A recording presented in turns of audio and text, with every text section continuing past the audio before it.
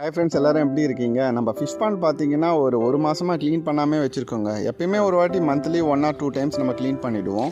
ஃபிஷ்ஷுங்க நிறைய குட்டி போட்டதால் நம்மளால் ஃபிஷ் பாண்டை சரியாக க்ளீன் பண்ண முடியல. ஸோ எப்படி இன்றைக்கி க்ளீன் பண்ண போகிறோன்றதை நம்ம வீடியோக்குள்ளே பார்க்கலாம். கிட்டத்தட்ட ஒரு 100 மீன் கிட்டே இதில் இருக்குது. ஸோ எல்லாத்தையுமே நம்ம பிடிச்சாகணும். இன்றைக்கி ஈவினிங்குள்ளே நம்ம இதை ரெடி பண்ணிடலாம். அவ்வளோதாங்க, ஓரளவுக்கு தண்ணியை நானே வெளியேற்றிட்டேன்.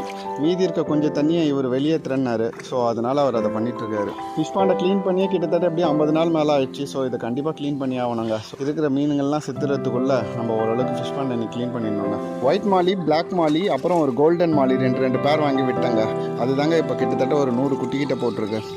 ஓரளவுக்கு பெரிய மீனுங்கள்லாம் ஒரு 50 மீன் கிட்ட பிடிச்சாச்சுங்க. சின்ன மீனை பிடிக்கிறது கொஞ்சம் கஷ்டமாக தான் இருக்குது. அந்த சின்ன மீனுங்களை இதுக்கு மேலே கண்டிப்பாக பிடிக்க முடியாதுங்க. ஸோ நம்ம க்ளீன் பண்ண வரைக்கும் க்ளீன் பண்ணிவிட்டு நம்ம ஃபிஷ் பாண்டில் தண்ணி விட்டுற போகிறோம். மேக்ஸிமம் ஒரு 80-90% நம்ம ஃபிஷ் பாண்டை க்ளீன் பண்ணியாச்சுங்க. இந்த வீடியோ உங்களுக்கு பிடிச்சிருந்துச்சுன்னா நீங்கள் லைக் எல்லாம் போட வேணாங்க. பச்சை தமிழன் ஃபார்மை சப்போர்ட் மட்டும் பண்ணுங்கள். Thank you so much.